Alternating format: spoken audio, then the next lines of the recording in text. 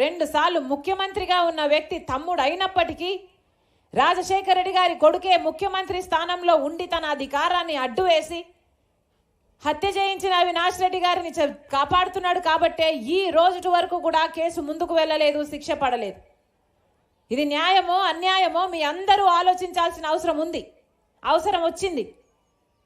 కర్నూలులో సిబిఐ అవినాష్ రెడ్డి గారిని అరెస్ట్ చేయడానికి పోతే 3 రోజులు కర్ఫ్యూ వాతావరణం సృష్టించి భయభ్రాంతులకు సృష్టించి పోలీసులంతా మూకలను పెట్టి వాళ్ళ గుండాలనంతా పెట్టి అవినాష్ రెడ్డిని అరెస్ట్ కాకుండా అడ్డం పడ్డాడు ముఖ్యమంత్రి జగన్మోహన్ రెడ్డి గారు.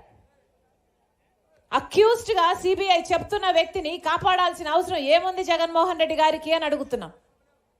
ఇలాంటివి జగన్మోహన్ రెడ్డి గారు సమాధానం చెప్పాల్సిన విషయాలు ఎన్నో ఉన్నాయి. అంత ఘోరంగా క్రూరంగా ఆయనను చంపేస్తే ఇల్లంతా రక్తమైతే ఆ రోజు సాక్షి ఛానల్లో చెప్పింది వివేకానంద రెడ్డి గారు హార్ట్ అటాక్తో చనిపోయారు అని. మరి అలా ఎందుకు చెప్పిందో జగన్మోహన్ రెడ్డి గారు ఇంతవరకు నోరు విప్పలేదు.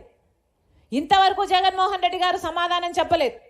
వివేకానంద రెడ్డి గారు చనిపోయినప్పుడు సిబిఐ ఎంక్వైరీ కోరిన వ్యక్తి అదే జగన్మోహన్ రెడ్డి గారు ముఖ్యమంత్రి అయిన తర్వాత సిబిఐ ఎంక్వైరీ వద్దు అని ఎందుకన్నాడో జగన్మోహన్ రెడ్డి గారు ఈ రోజు వరకు సమాధానం చెప్పలేదు. దాచుకోవడానికి ఏమీ లేకపోతే, భయపడడానికి ఏమీ లేకపోతే సిబిఐ ఎంక్వైరీ చేసుకుంటే ఇంకొక ఎంక్వైరీ చేసుకుంటే మీరు ఎందుకు భయపడుతున్నారు? ఎందుకు కాపాడాలని చూస్తున్నారు? 5 సంవత్సరాలుగా ఒక హత్య చేశాడు అని తెలిసిన వ్యక్తిని జగన్మోహన్ రెడ్డి గారి కాపాడడం ఒకెత్తైతే ఈరోజు మళ్ళీ అదే వ్యక్తికి మళ్ళీ ఎంపీ టికెట్ ఇవ్వడము ఎంత సబబు అని అడుగుతున్నాం. అంటే హత్య చేసిన వాళ్ళే మళ్ళీ పదవుల్లో ఉండాలి, అధికారాన్ని తప్పించుకోవడానికి వాడుకోవాలి, మళ్ళీ హత్య చేయించిన వాళ్ళే చట్టసభలకు వెళ్ళాలా? ఇదేనా న్యాయం? ఇదేనా ధర్మం? ఇది ప్రశ్నించడానికే రాజశేఖర రెడ్డి బిడ్డ ఈరోజు పోటీకి నిలబడింది. నేను రాజశేఖర రెడ్డి బిడ్డను. జగన్మోహన్ రెడ్డి గారి కోసం ఒకప్పుడు అవసరం ఉంది కాబట్టి 3200 కిలోమీటర్లు పాదయాత్ర చేసిన చెల్లెల్ని నేను. కానీ ఈరోజు అన్యాయం జరుగుతుంది కాబట్టి ఇది సహించలేక ఈరోజు అన్నకే ఎదురుగా పోటీగా నిలబడింది రాజశేఖర రెడ్డి బిడ్డ. నేను రాజశేఖర రెడ్డి బిడ్డను. పులి కడుపున పులే పుడుతుంది. దేనికి భయపడేది కాదు రాజశేఖర రెడ్డి బిడ్డ. అలాగని అన్యాయం జరుగుతుంటే సహిస్తూ నిలబడి చూసేది కూడా కాదు రాజశేఖర రెడ్డి బిడ్డ. ఇక్కడ అన్యాయం జరుగుతుంది కాబట్టే రాజశేఖర రెడ్డి బిడ్డ పోటీకి నిలబడింది. ఈరోజు ఒకవైపు రాజశేఖర రెడ్డి బిడ్డ నిలబడింది, ఇంకోవైపు రాజశేఖర రెడ్డి గారి తమ్ముడిని హత్య చేయించారు అని సిబిఐ చెప్తున్న అవినాష్ రెడ్డి గారు ఇంకోవైపు నిలబడ్డారు.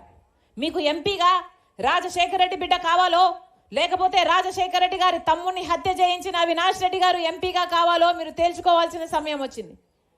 ఒకవైపు నేను నిలబడ్డా, ఒకవైపు అవినాష్ రెడ్డి నిలబడ్డాడు. ఒకవైపు న్యాయం నిలబడింది, ఒకవైపు నేరం నిలబడింది. ఒకవైపు ధర్మం నిలబడింది, ఒకవైపు డబ్బు అధికారం నిలబడింది. మీరు ఏ వైపో మీరు తీర్పు చెప్పాల్సిన సమయం వచ్చింది. రాజశేఖర రెడ్డి బిడ్డ, వివేకానంద రెడ్డి బిడ్డ న్యాయం కోసం కొంగు చాచి మీ దగ్గర న్యాయం అడగడానికి వచ్చారు. వివేకానంద రెడ్డి బిడ్డ ఈ రోజు వరకు కూడా కోర్టుల చుట్టూ తిరుగుతూనే ఉంది. ప్రతి మెట్టు ప్రతి తలుపు తడుతూనే ఉంది. ఈ రోజు వరకు న్యాయం జరగలేదు.